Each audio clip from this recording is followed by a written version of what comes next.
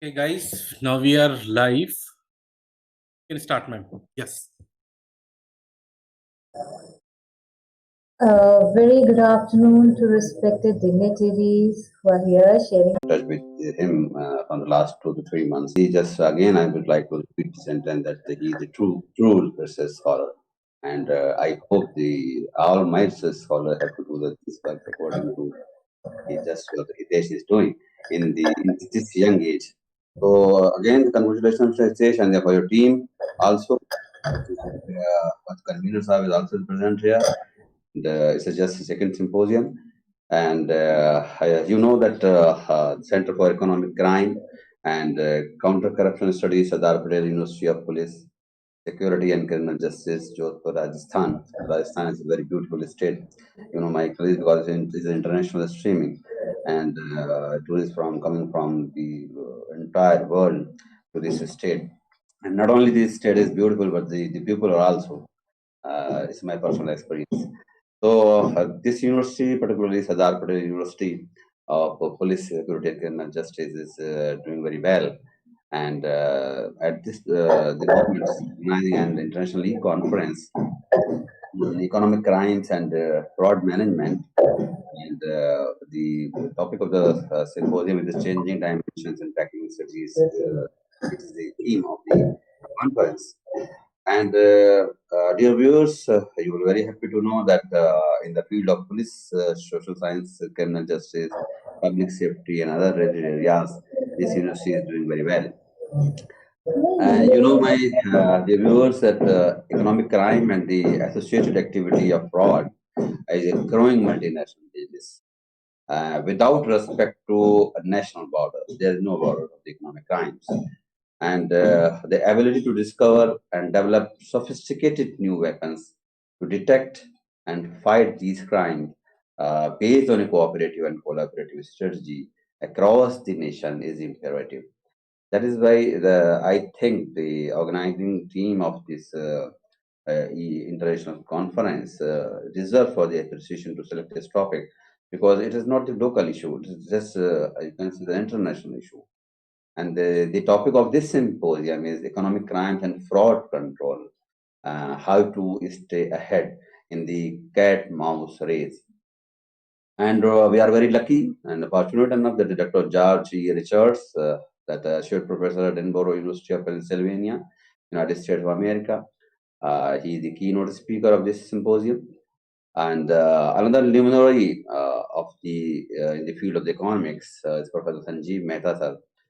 He is the head of the Department of Economics, Royal Thimphu College, Bhutan. And another expert is Dr. Ben Sanagaya, University of Nairobi, Kenya. Now, the schedule has been given by the organizers to me that the first speaker will be the Professor Sanjeev Mehta sir, head of the Department Economics, Royal Thimphu College, Bhutan. Please, sir, Sanjeev Mehta ji, please share your thoughts with us.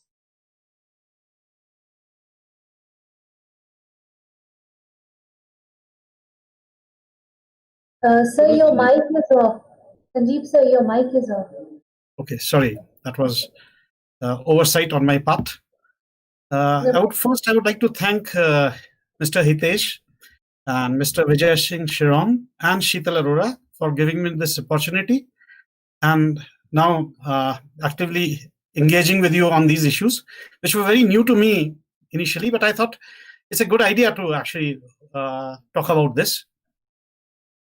When we think about the economics and the crime, we are basically the traditional economics never thought the crime should be integrated into textbooks, and we assume that everything that is criminal activity or illegal activity should not be the part of rational behavior, is not incorporated into the textbook studies.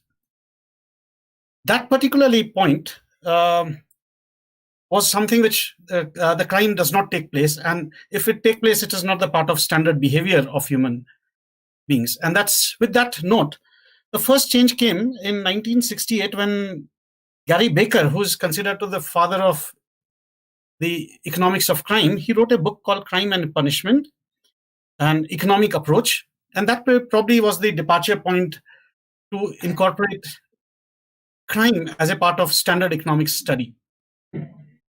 Now, in this particular context, I was reading a report by PricewaterhouseCoopers, and it said that it has undertaken a survey of 5,000 firms across the globe. And all these firms, their annual revenue is more than 100 million US dollars. So these 5,000 firms are those firms whose annual revenue is more than 100 million US dollars. And they reported that in 2019, the total volume of economic crime and fraud was equivalent of $42 billion. And the three important crimes that were committed, the largest crime that were committed, were customer fraud, cybercrime, and asset misappropriation. Now, this is more for basically getting the specificities of the crime that were committed and how deep-rooted the problem is, and it is also increasing significantly over the period of time. The course of my talk would be how we integrate crime into study of economics and how we control crime by using standard tools or developing tools of human behavior. One important thing that we have to understand is that the people who make the decision are basically, whether they commit crime or do not commit crime, are basically, we can divide them into three different distinct categories. One is who are voluntary compliant of legal system. We can call the law-abiding citizens of the country. However, very few people can claim to be law-abiding citizens of the country, but this is a small group. The second group, who are forced compliant, who actually comply to the law and legal system only by force because they are feared of the state punishment by the state. And the third are evaders. Now, in this context, that why people tend to comply or not to comply depends upon two important factors. One is the element of trust the people have with the state. If the people believe that state is equitable, state is fair, state is judicious, and every money or every penny that is spent by the state is fair, then the perception of fairness works for their advantage, and they comply the legal system. And they, in a standard term, they pay taxes also. This is a part of study which was done for tax evaders, but that can be also incorporate other element of crimes. So the higher the trust the people have of the government, so it means the good governance is very, very important, because good governance enables people to have greater trust. And when the people have larger trust, they generally do not evade laws or do not commit crime. And those people who are feared of state. So the second element is the degree of fairness, or the degree of fairness from being prosecuted by the state is another element. So larger the fear of the state and larger the trust, higher is the compliance to the law and legal systems, and lower is the crime. But as the fear of the state declines, and as the trust the people have for the state also declines, then the amount of crime, economic crime committed, also increases. In this particular context, I think we have to understand the criminal is like an ordinary human being, makes the decision on the basis of rational choices that he has. A rational choice is that when he takes into account all the alternatives that is available to him, and he judges the alternatives, and on the merit of each alternative, then the person decides which alternative has to be taken. And that particularly also he decides to commit a crime. If the crime leads to what we call maximizing the expected utility function over the period of time. So if expected utility is maximized, the person will definitely commit the crime. If we have to prevent people from committing crime, then we have to reduce the probability of the expected utility that can be derived from committing the crime. One of the elements, I believe, why the probability of the people attach lower probability of being caught is because there's a large political nexus, criminal political nexus, which make the people believe that they can commit the crime and get scot-free. And they attach lower risk to committing crime. This particular element is very, very important for politico-economic structures, that how the society and the state are able to provide a platform where people fear of being punished by the state or being caught and punished by the state if they are doing something illegal. What has happened over the period of time is that this fear has become lesser and lesser. As the market is evolving and deregulation of the market is taking place, the opportunities are also expanding. And people can avail these opportunities in different ways. Some people find legal ways of utilizing or using these opportunities, and for some people, they have to go for alternative ways to avail these opportunities. And if they feel left behind so far in the process of economic growth, which was not considered to be equitable, in that particular context, the incidence of the what we call the propensity to commit crime also increases. So this is one particular important factor, is the crime has to be perceived from the fact that there are economic opportunity. As economic opportunity grow, there'll be tendency on the part of people to commit the crime. And if we have to protect the people from crime and being victimized by these crime, then the state has to play a very leading role. The second element, which I always believe, is that it's not only the state, but the communities also have to play an important role.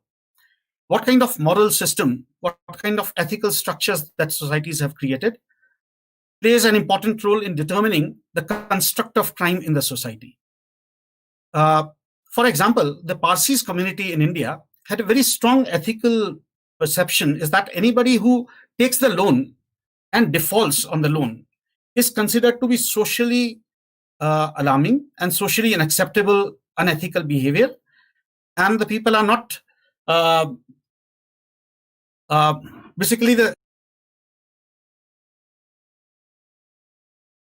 people to actually honor their commitment as far as loan is concerned or any other economic obligation is concerned. They have to commit to that. And this commitment basically comes from the ethical structures that communities have created.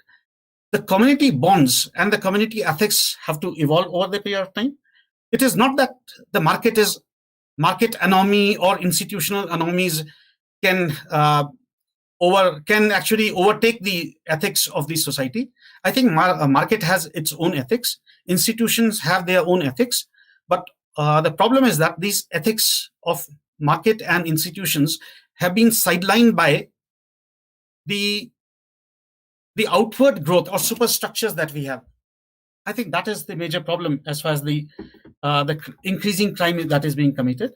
The crime is not only something that is committed in the street, but what is more important, crime that is committed in the offices, in the lobbies of hotels, every place of market where the crime can be committed. So it can be committed in suits or it can be committed in streets. I think these are important elements to understand. And the technologies, emerging technology, especially the ICT technology, has opened another frontier of crime, that is especially the cyber crime. And this has become difficult to capture and also to tackle this particular cyber crime because many police forces and many agencies in different countries, especially in Bhutan, are struggling to find the ways to battle cyber crime, which is affecting their systems and also throws these citizens to become victim to the cyber crime. And also especially it results into loss of assets and loss of wealth to them. So these are the elements. As I said, the economics of crime is especially a new area to me. I would rather learn more from you rather than contributing to this discussion. Yeah, with that, probably I have only this much to say. Thank you.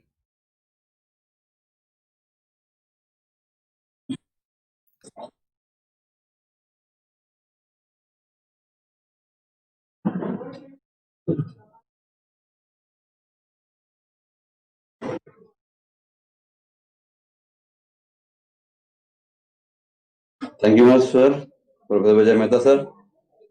And very impressive and very to the point this lecture you had delivered. And there is a relation between morality and the economics and so on.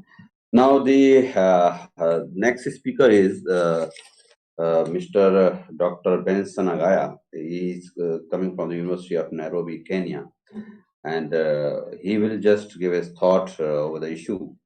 Dr. Ben Agaya, University of Nairobi, Kenya. Please.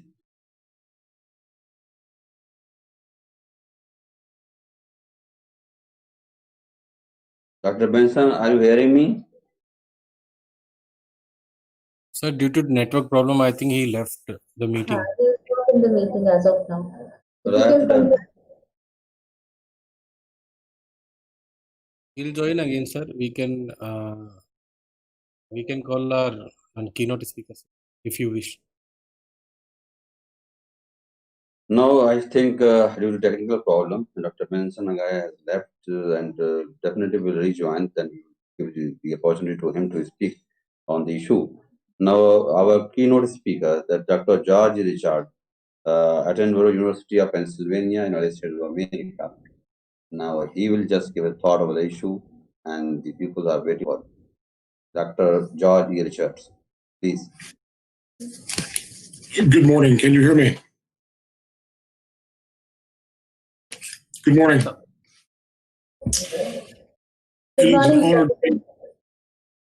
Well, It is an good morning honor. to you, sir. And here in India, it's good afternoon, sir. Good afternoon. Well, whatever time you're in, it's 5 a.m. my time here. It is an honor to be with you today. I appreciate the invitation very much. What I would like to do in the next few minutes is to discuss some of the things that have been problematic with the study of white-collar crime and business crime in the United States. Talk about some of the statutes and legislation that has been enacted to try to curb these crimes and their severity. Probably one of the better known and current explanations of white-collar crime is it's a generic term for a range of illegal, prohibited, and demonstrably harmful activities involving a violation of a public or private trust, occupying a legitimate, respectable status directed towards a financial advantage or the maintenance and extension of power and privilege. This abuse of trust is not a new phenomenon. This can be traced back to ancient times, where people would sell diluted wine or forged coins. The average person who entered into these transactions had no way of knowing whether or not they were entering a bargain that was fair and just and proper. So therefore, trust had to be an integral part of any type of transaction. In the distant past, that the crimes of fraud had serious consequences. Punishments were harsh. These were considered a breach of social norms. And beyond corporal punishment, capital punishment, there was certainly societal banishment. During the Industrial Revolution in the United States and throughout Western Europe, we had corporate giants, much like Rockefeller and Carnegie and Morgan, who had tremendous power over the economic and political landscapes, but they had little or no regulation that would guide them. They were involved in many types of white-collar crimes, such as monopolies, fraud, and stock manipulation. But one of the things I would caution you to do at this time is to just remember that a crime is a crime because the state says it's a crime, and that crimes are not lineal throughout history. They have got to be enacted by the state and labeled as criminal. So a lot of what the Rockefellers and all were doing to control markets, to manipulate stocks in the 19th century was not criminal at that time. It was wrong, yes, morally, but criminally, no, so be careful of that. In Europe, this was happening as well during this time. Scholars such as Beccaria, Marx, Engels held that the rich were committing crimes causing immense public injury, and there was no interference by law. due to the power that they held. In order to remedy the situation in the United States, Congress enacted the Sherman Antitrust Act in 1914 to break up monopoly power. It criminalized anti-competitive corporate conduct, and competition and the ethic of competition is central to a capitalist society. In white-collar crime, well, for one, it is the impact it has on society. Professor Maida mentioned earlier in this presentation, and very rightfully so, there's crime in the suites and crime in the streets. And can be little doubt that from an economic standpoint, crime in the suites, white-collar crime, costs society a great deal more than crime in the streets does. It is much more far-reaching. The lack of regulation that we had in the United States, well, in the 1920s, created grounds for what has since become known as the Great Depression and the stock market crash that ushered that in. The reserves, such as public funds that we have now that are manipulated by the stock market, are held in the stock market, such as pensions and insurance. These are definitely affected by those who commit fraud. We certainly saw this with the Enron collapse, where corporate greed and avarice led to the disintegration of that company. And as a result, many retirees whose annuities were held or had a significant part in Enron stock were left roughly penniless.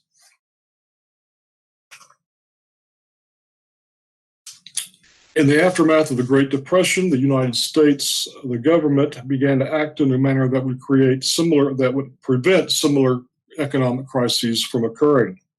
The Securities Act of 1933, the Investment Company Act of 1940, etc.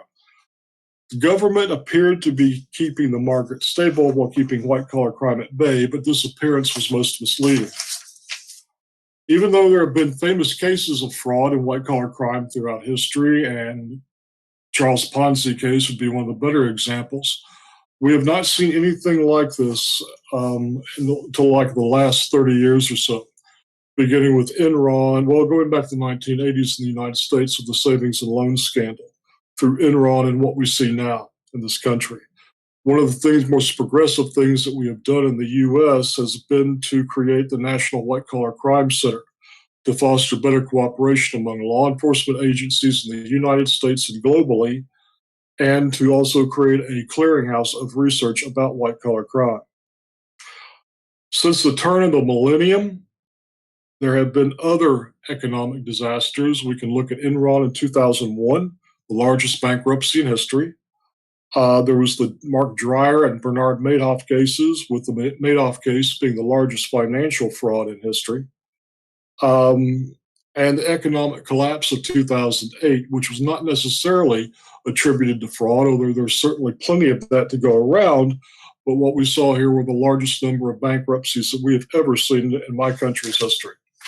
All of these incidents still have ripple effects, not just in the primary ways, the secondary ways. You've got the primary that are going to affect the companies and the direct victims. Secondary are going to be the costs that will go to government and institutions that are responsible for the cleanup. But then you've got the tertiary victims and tertiary circumstances.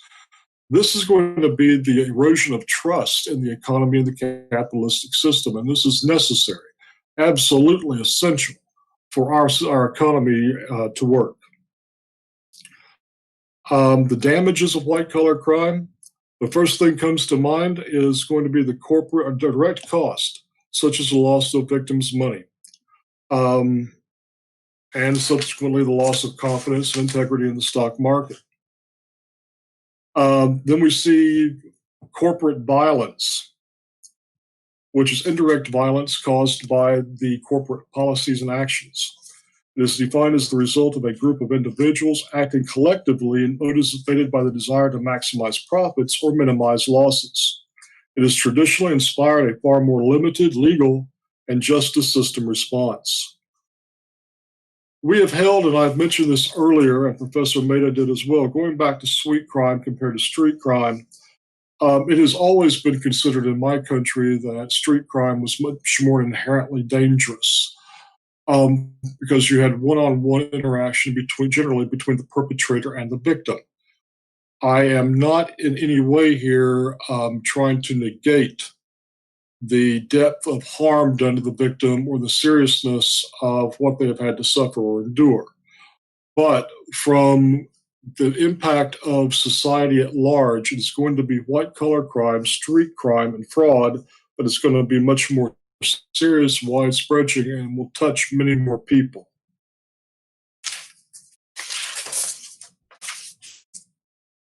It is estimated that street crime will cost society up to 50 times more than what we consider the conventional or traditional types of street crime. Since corporate crime and white-collar crime is considered to be the most consequential of all types of street crime, there have been certain pieces of legislation to try to go through and fight this in recent years. The Sarbanes-Oxley Act of 2002, and most recently the Stock Act of 2012. Legislatures, Congress realized there was difficulty preventing insider trading and embezzlement, as well as finding sufficient evidence in court to prove these crimes. What we have when you try to investigate or prosecute a white-collar crime at the corporate level, not just an individual necessarily, but a corporation, is that these actors hide behind what is called the corporate veil. Through obfuscation and hiding and being very talented at manipulating books and eliminating paper trails, it gets to be very, very difficult to find out exactly who was responsible for these acts within the corporation. We saw this with Enron, to where that executives outright destroyed many documents attributing to frauds perpetrated by the upper echelon at Enron. As a result, many escaped prosecution. The Sarbanes-Oxley Act was one of the things that it did. It created new standards for corporate accountability. And it removed a very common defense used by corporate executives, and that was simply, I was not aware. That was no longer a viable excuse. A company leader had to take responsibility for the actions of their underlings. If they didn't know, they had better know, or better have a very good excuse as to why they did not know. The Stock Act of 2012, 8 years ago, in my opinion, this is one of the best pieces of legislation we've ever enacted in the U.S. to reduce the harm of white-collar crime and to hold people accountable.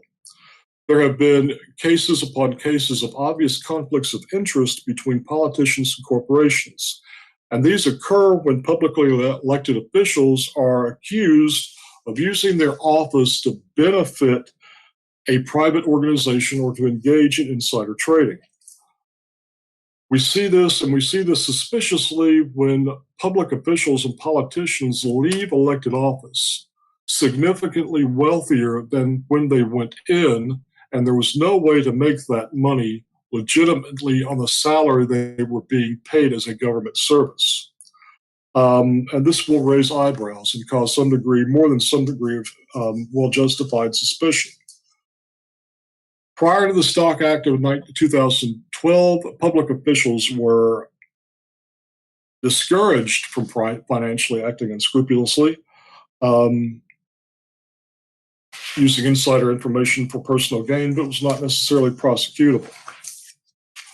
Now it is.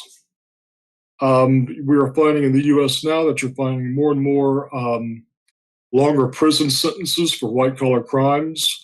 Bernard Madoff's sentence of life in prison, that was rare, and he was about the first. Although there's been an increase in the length of prison sentences, this has not been an effective deterrent. We're still seeing corporate actors engaging in fraud, engaging in malfeasance at the corporate level. Other than prison sentences, what you're going to find is going to be occupational banishment. You will find certain courts that are going to take away someone's license or simply prohibit them from serving or being employed in a similar field again. In the U.S., we also are trying to engage more in civil penalties other than criminal penalties, and this is where you're going to have a fine levied by the government, payable to the government, or it's going to be restitution, financial restitution will have to be made to the victims to try to make them whole.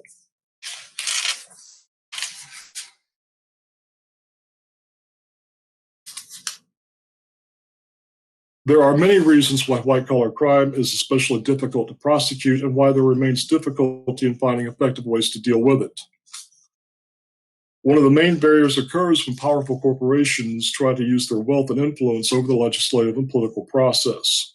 Corporations will gain immunity and privilege from prosecution by using lobbyists and political action committees to promote their own agenda. Also, another thing we're finding here is the way the criminal legal system is built. Generally, in order to prosecute, to convict an offender, the prosecution is required to prove that the alleged offender actually committed the act, actus reus, and the criminal intent, mens rea, was present. Evidence of the crime was also beyond a reasonable doubt. This is extremely difficult in white-collar crime cases and fraud cases where physical evidence can be quite easily destroyed. Another thing with dealing with white-collar crime issues is going to be what we call the swinging door phenomenon. This refers to cases in which government officials resign from their public office and start working for corporations, usually at significantly higher salaries than when they held office. And the corporations that hired them might have at one time been subject to scrutiny or oversight or regulation by the new employee's former office. So it's considered what we call a sweetheart deal. It's a quid pro quo. You pay them back for services that they gave you when they were a public official.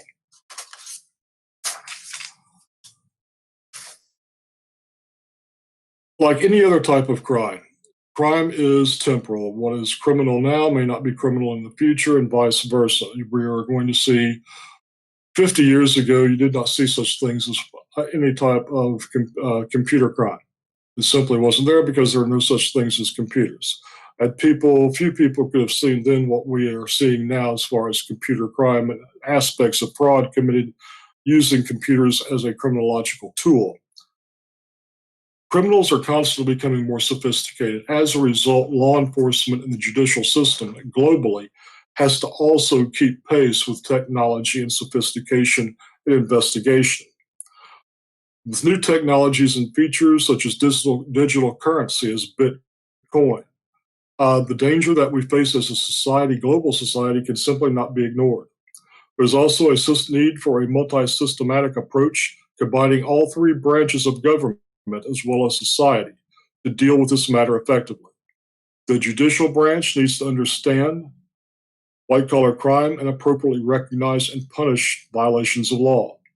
The legislative branch needs to be vigilant in updating legal system.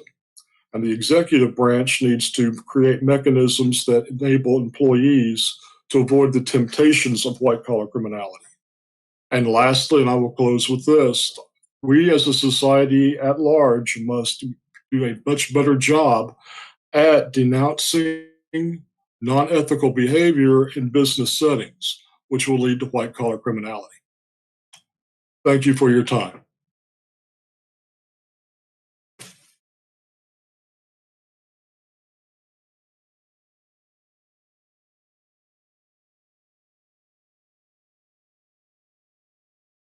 Thank you, sir. Dr. George. Thank you very much, our keynote speaker, today's symposium keynote speaker, Dr.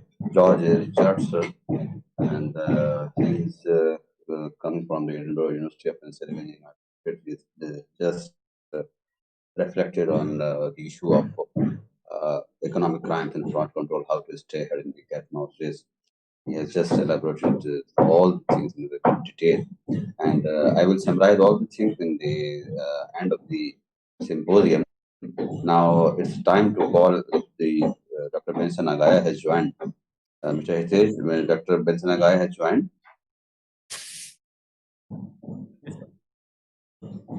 Hello.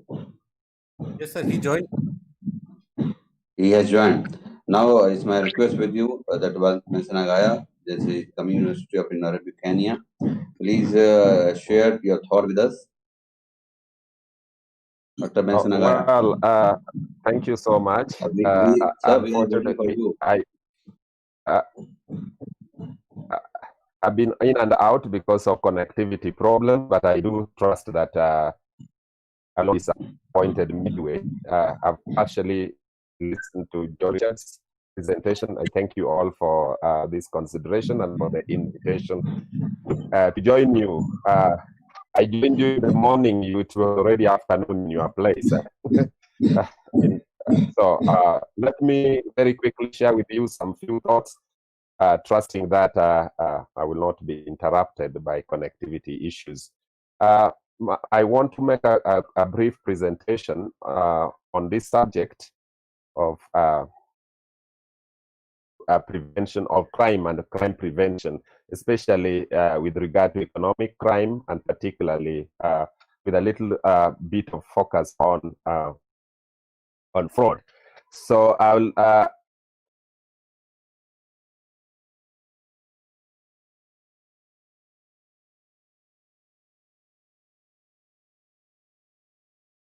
I'm back.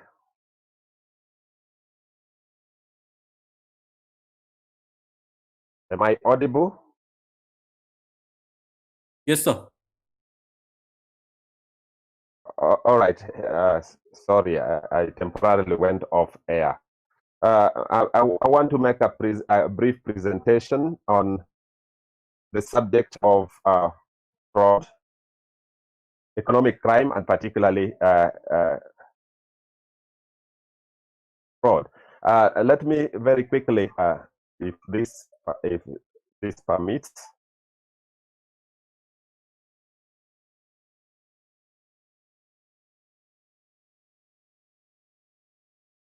All right, I'm not able to load my presentation, but I can make a very quick presentation.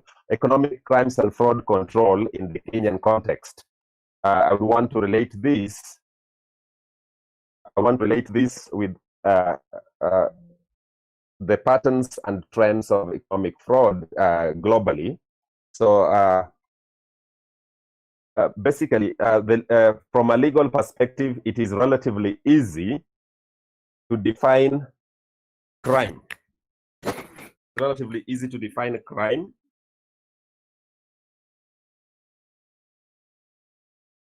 as an intentional act not backed by legally acceptable defense or justification, performed in violation of criminal law by which punishment is prescribed. This is a very classic definition by Tepan from 1947. Now, defining an economic crime is a little bit more complex in our world today, because of the numerous acts or violations of the law that would constitute economic violations, depending on who is the victim, what is the substance or the substance of the act, and so on. So writer Larson identifies the characteristics of the actor, the motive, the means, the context, the consequences, legislative demarcations, or the competence that is needed to investigate an act as essential to the definition of crime as economic in nature. But I would shortly get back to my summary of what constitutes economic crime in our context and what therefore requires or justifies the actions or the instruments or the mechanisms to fight crime, especially economic crime.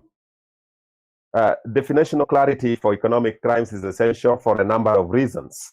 One, when we define economic crime more precisely or specifically, identify the distinctiveness of economic crimes, and therefore what is common to all forms of economic crime.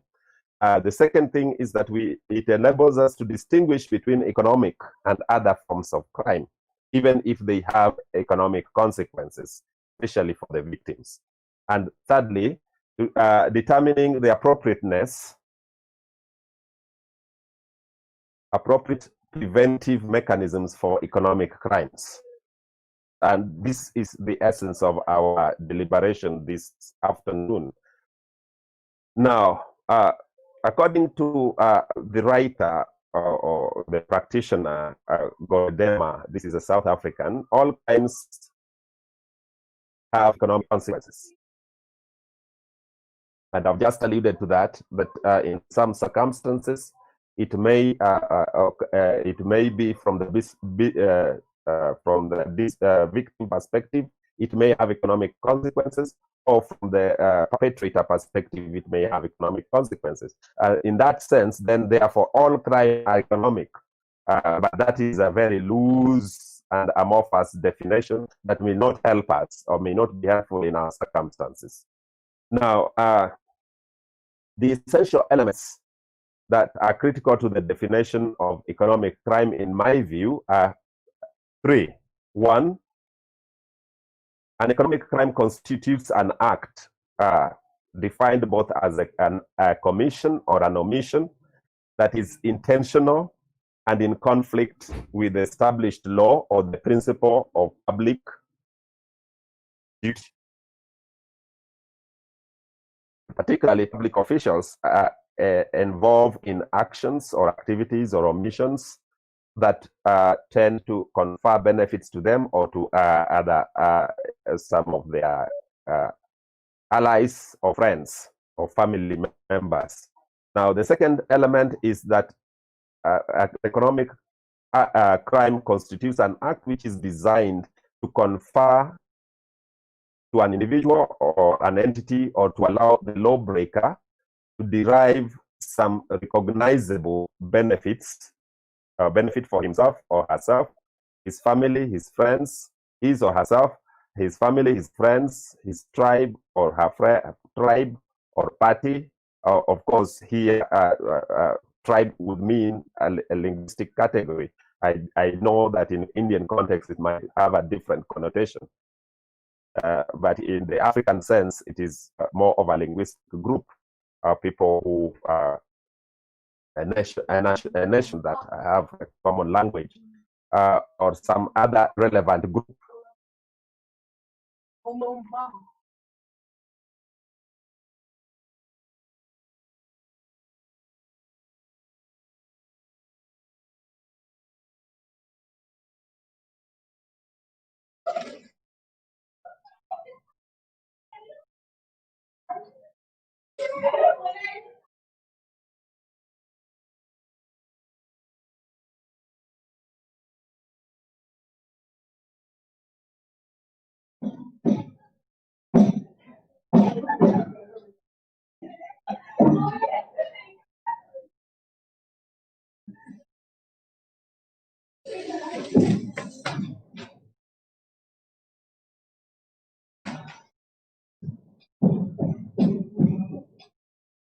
Due to network connectivity, I think Dr. Ben Sanagaya left the meeting.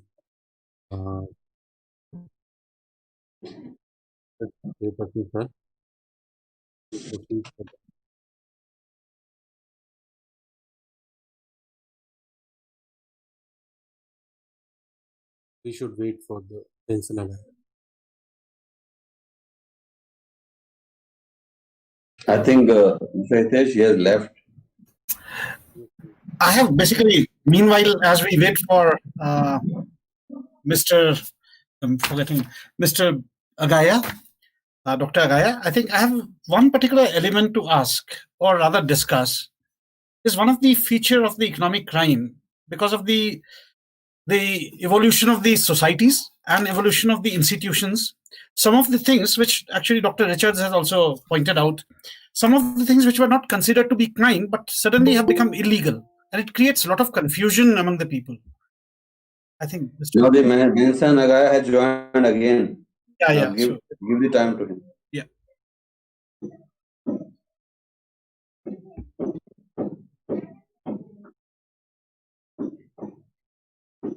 You can mute your mic, Ben Sanagaya.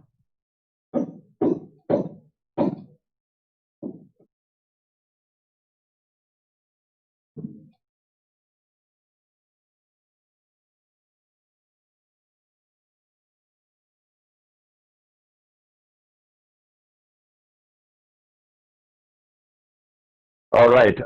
I trust that I have had to go to a different device. Hopefully, this will not cut off. Now, I was talking a moment ago about the conceptualization of economic crime in our context, and this is important for the purposes of developing and strengthening the mechanisms to fight crime, especially economic crime and fraud. And therefore, thirdly, I talked about two elements, the benefit, the intentional act, the benefits, acts that is somebody to give benefits of the act or entity, and thirdly, an act which in which the benefit derived must also be seen as a direct return from the specific act of the violation of the law, either pertaining to economic behavior, or particularly pertaining to economic behavior or conduct, whether it is a banking fraud or procurement fraud, and so on. Now, I want to reflect on the global trends and how these compare the global trends on economic crime and fraud, and how these compare with our situation in Kenya. Now, we are familiar that the convergence of computers and communication with commerce and financial services is a key factor in the unprecedented wave of economic crime in this century, the 21st century. The proliferation of movement of information, finance, goods and services, and people presents new risks and forms of economic crime. Professor Grabowski identifies several major forms of economic crime which confront society in this millennium, and they include the following: insurance fraud.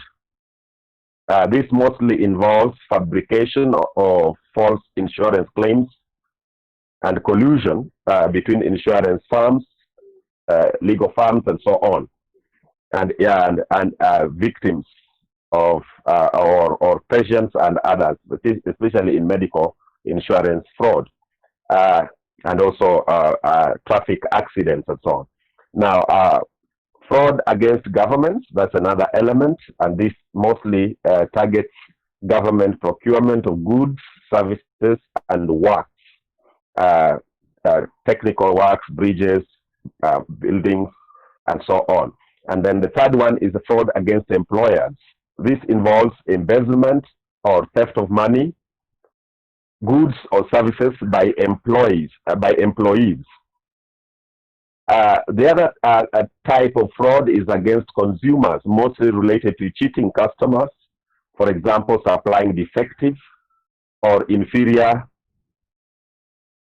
goods or services, and deceptive advertising. Then there is the telemarketing fraud, particularly pertaining to use of telephone or increasingly the internet to defraud the public through acts like fake business promotions and online scams.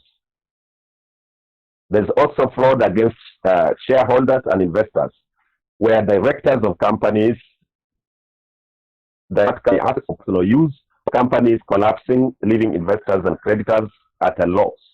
And this some of the reasons why these companies collapse, because of deliberate acts or measures or lack of measures to protect the shareholders and investors in these companies. Then there's bribery and corruption, public officials demanding or accepting financial or other considerations as a price for doing business. And then there's money laundering, proceeds where proceeds of crime or dirty money undergo a series of transactions to disguise their illicit origins and make them appear to have come from a legitimate source or clean money. Now, based on the global economic trends, economic crime statistics, we see that Africa outstrips all the other regions in the prevalence of economic crime, going by the percentage or the proportion of transactions that are involved vis-a-vis the economic output or the GDPs of these nations. Surveys by the global accounting firm PricewaterhouseCoopers, PwC, for the period 2016 and 2018 placed Kenya among the top 3 countries with the highest economic crime prevalence. In 2016, Kenya was ranked 3rd. 2018, it was 2nd. It moved 1 step up. If I may just indicate to you the percentage. South Africa was top at 77% prevalence rate. Kenya in 2018 was ranked 2nd, I think, or it's the other way around. It's 75% rate of economic crime. Then France, interestingly, at 71%. I can share with you this a little later on so that you can get a picture. So the 2020 survey by PwC, again, on economic crime and fraud, has identified procurement fraud at 15%, bribery and corruption at 14%, and accounting and financial statement fraud at 14% as the 3 leading forms of economic crime and fraud in Kenya. This is a release statistics for March 2020. So PwC concludes that in Kenya, procurement fraud and bribery and corruption have a correlation with various cases of rent seekers in procurement deals, seeking to profit illicitly by asking for facilitation fees or kickbacks. This is a fairly familiar. So public institutions by their nature conduct a lot of business, especially with the corporations. And in the area of procurement, goods, services, and works, as I've already indicated. And these are characterized by bribery of public officials, conflict of interest in decision making, fraud in bid evaluations, invoice fraud, particularly invoice cheating. For example, supposedly legitimate products or services that have never been delivered or carried out are paid for through fraudulent means, and conniving of public officials and private sector. And then, of course, fraudulent contract obligations. Many of them are never specific enough, or they keep on varying through the project cycle. The obvious economic impacts, and the Organization for Economic Cooperation and Development, OECD, in 2016 identifies the direct costs of corruption to include loss of public funds through misallocations, higher expenses through inflated contract prices, billing for work not done, and so on. And then there's also the lower quality of work services. So contractors fail to meet contract standards by reducing quality of work or using inferior materials. Indirect costs of corruption, public procurement and fraud, on the other hand, includes distortion of competition, limited market access. So those that have no capacity to bribe or to manipulate public officials and procuring entities, there's a lot of limited access to market and so on. And in the financial classifications agreed. Of course, there is reduced business appetite for local and foreign investors, and then there's public apathy and disillusionment and lack of public trust or weakening trust in national governing institutions, including the regulators. So what are the measures to combat economic crimes in our society today? One, integrity measure, that is developing policies and code of conduct for civil service, including asset declaration requirements and whistleblowing mechanisms. A lot of these are being strengthened on a continuous basis. Then there are transparency measures. These include strengthening citizens and civil society organizations' role in management of economic programs, including procurement, regulatory agencies like the Capital Markets Authority in the Kenyan context, to allow for to monitor and control and prevent, and also investigate and even take legal and administrative actions for those in the securities and stock markets. Credit reference bureaus for those who take credit in a fraudulent manner or fail to pay back their loans, or engage in other such financial impropriety. Then there is the Ethics and Anti-Corruption Commission, which is a constitutional commission to deal with this. Then there is the Directorate of Criminal Intelligence with expanding mandate in various fields to include even land transaction frauds and also economic crime. Then the legal and legislative responses, and this is both at the National Assembly or parliamentary level and also at this, the regional, or what we call the devolved government units, the counties, county governments. We have a two-level government, the national or the central government, and the county governments, where corruption has become pervasive and economic crimes are widespread. And then, of course, oversight and control mechanisms, including Integrated Financial Management Information System in IFMIS and e-procurement. IFMIS is a system that is controlled and regulated by the controller of budgets, and the audit in the Ministry of Finance, and its purpose is to ensure that public finances are not abused or stolen through fraudulent activities. And then, of course, stakeholder participation, including public information and sensitization programs and public notice boards. What are the constraints to combating economic crimes in Kenya? One is the obvious collusion between public officials and businesses, so that it becomes very difficult and complicated to get the necessary evidence to prosecute or to suspect any wrongdoing, where the giver and the receiver or the partakers of crime are very senior government officials, and most of it is involves confidential or classified government documents. State capture by the corporate sector. Then there's political patronage, and which is antithetical to the fight against procurement fraud and manipulation, and weakening of juridical institutions. The police, the investigative agency, the anti-corruption commission, and so on. Totality, they have some weakness, one form of weakness or the other. So what are the possible options for strengthening these measures against economic crime and fraud?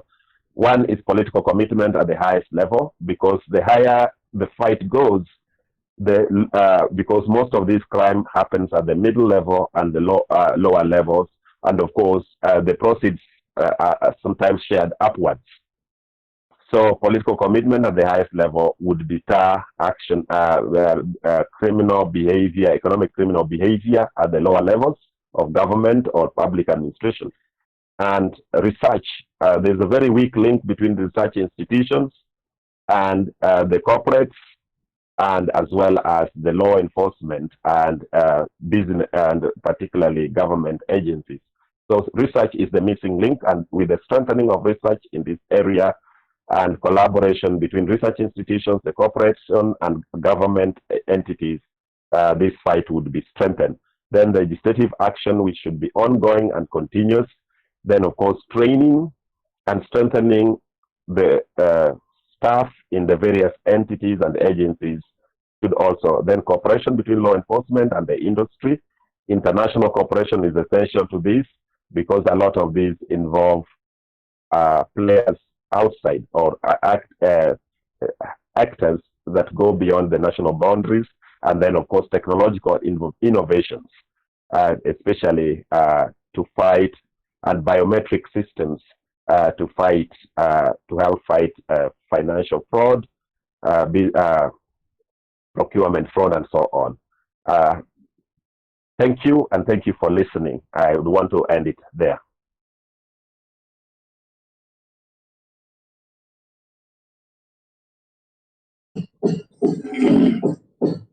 Thank you very much, Dr. Ben Sanagaya, sir. So we are very just you can say that delighted to see you and to hear you. And the session, I think, is over. And the three speakers they were allotted the time, and including keynote speaker. So first, the speaker was Professor Sanjay Mehta, sir, and he had discussing the tax revision and the interrelation with the economics and the morality. And before starting the formal session, because I was just discussing with Professor Mehta, Sanjay Mehta, sir, that if any nation has a strong economy, then the nation definitely will be stronger. Justice Mehta has just elaborated very, very beautifully the not only the definition of the crime and the relation with the economics. So he is the HOD, the head of the department, the economics and royalty. Bhutan is a very senior person in the state of Bhutan. He has just shared with us that crimes in whatever form or category they may fall and impact mankind in multifarious ways. They damage democratic development, for democratic setup, and skew social development also, and inhibit industrial development and endanger economic development too. And overall, crime is the antithesis of development and is strongly pitched against it. And it affects heavily on the economic side. And development is an innate urge nurtured by nations. And economic development definitely a prerequisite for development of any other kind. And development also interestingly linked to mutual and international cooperation. So, just I personally, on behalf of the Adharpita University, yes, I thank Professor Sanjay Mehta to deliver on the issue very, just in a very good manner. And the next speaker was Dr. Ben Sanagaya, the faculty in the University of Nairobi, Kenya. And very elaborately, he has discussed and shared on the different topics of the economic and the crime that and what is the concept of crime, what are the various kinds of crime, and what is the way to just abolish the crime, and status of the crime, status of the crime in Africa, particularly in the continent of Africa, and especially in the Kenya. And he has further discussed the cyber fraud also, and pointed out various ways of cyber fraud. And just you can say that what Dr. Ben Gaya has elaborated and shared with us, it is due to often complex nature of financial or economic services, and detecting and preventing fraud with the economic sector poses an almost insurmountable challenge. The threats are both domestic and international, and they may come from within the organization or even the outside it. Increasingly, internal and external fraudsters combine to commit significant fraudulent acts, and the victims may be the financial sector or the economic sector, firms themselves or the customers of those firms, and the proceeds of fraud are rarely generated in cash, and it may be either in the cash or it may be either in the just paper currency, and maybe are the hard currency, maybe either in the soft currency also. It's a new kind of the currency. And the funds that are the target of the fraud are generally already with the economic system, and but will undoubtedly need to be more in order to confuse or the trail. And I'm really very thankful to Dr. Ben Sanagaya due to the uh, heavily interruption of the technical things. He has again and again joined and shared the thoughts. But you can say in other words that if the will is there, the wish is there, definitely you will complete your task. Again, thanks, Dr. Ben Sanagaya. And today's speaker, there's a keynote speaker, Dr. George Richards, and he's the associate professor in the Edinburgh University of Pennsylvania, United States of America. And Dr. George sir has just pointed out industrial revolution also, and the concept of the crime and the relation of crime in society. And, the sir has said that the crime is crime. It's a very good police statement that the crime is crime, whoever has committed it, whoever has committed it. And Dr. George Richard further stated that the economic disaster and the reasons of economic crime have to be just reformed. And Dr. Richards has suggested some therapeutic measures also. In his keynote speaking that he has just shared with us that the countries without exception have gone into economic recent decades, and with the objective of ensuring improved quality of living for the citizens. The haves sharing with the have-nots, pro-monetary and the material aids became a norm, serving mutual interest equally. As if to add conviction to the trial, saying that the good and evil go together. But tried saying that the good and evil go together is the emergence of new forms of crime, and more sophisticated at exploiting loopholes and opportunities. And these are the characters characterized as economic crime, growingly becoming the order of the day and robbing the masses of the assurances of the state. I'm really very grateful to Dr. George Richard. He has just attended a thought-provoking lecture as a keynote speaker. I'm personally very thankful to all of these speakers, and on behalf of the Sardar Patel University, Jodhpur, Rajasthan, I'm just personally thanking for all of you. And at the conclusion, just I would like to share with you that there is something remarked by many institutions and research need in the change of cultural assumptions that this type of crime is not relevant or is not going to be prosecuted, and to embed a proper system of ethical behavior in all the agents of society with honesty as the main principle. Only with that approach it will be possible to construct resilient institutional governance frameworks that contribute to sustainable development. Again, thanks to our speakers, and it's my duty to just tender thanks and what a thanks to Mr. Hitesh Goel, who is the doctoral fellow, Tata Institute of Social Sciences, very, very reputed institution of the research, particularly in the humanities, Mumbai. And Ms. Sheetal Arora, Sardar Patel University, she is the assistant professor there. And organizer, Mr. Vijay Singh Chevron, he is also the assistant professor of Sardar Patel University. Thanks to all. Thank you so much, sir. Thank you so much, all the speakers, all the international delegates, and thank you so much, all the participants, national participants and international participants also.